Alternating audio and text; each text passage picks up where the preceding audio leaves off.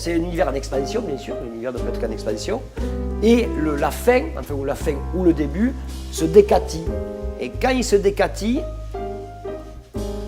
c'est en fait le Dieu. Et les grands buffets ont trouvé un point d'équilibre qui est très valorisant pour le client. Quand on y est, on est bien assis, on a quand même des matériaux, etc. Très agréables. Le gros souci apporté au décor, les cuisines, tout ça, bon, on le voit que les grands buffets ont investi dans leur esthétique. Il y a le souci de l'accueil, le souci de l'esthétique, et ça pour moi c'était ce qui m'importait le plus. Mais en fait, ce qui est important, c'est que c'est bon aussi. Et ça rejoignait l'idée des grands buffets de faire aussi un restaurant avec de la grande qualité et populaire. Et rester dans des créneaux de prix accessibles à une grande partie des gens. Et donc en plus, les grands buffets voulaient donner aussi autre chose à ses clients, voulaient leur donner une vraie installation, une vraie œuvre d'art, quoi. Et donc on a décidé d'occuper ce jardin et d'en faire une espèce de jardin magique.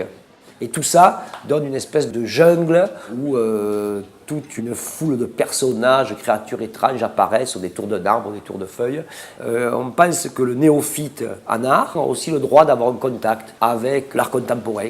Comme les grands buffets, ils n'ont pas besoin d'aller dans un 3 étoiles pour aussi manger des produits de qualité.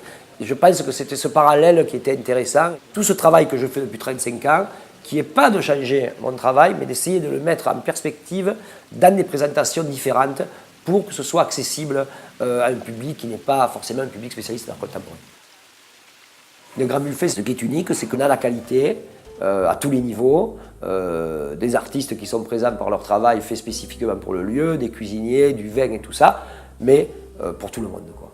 Et ça m'avait beaucoup touché.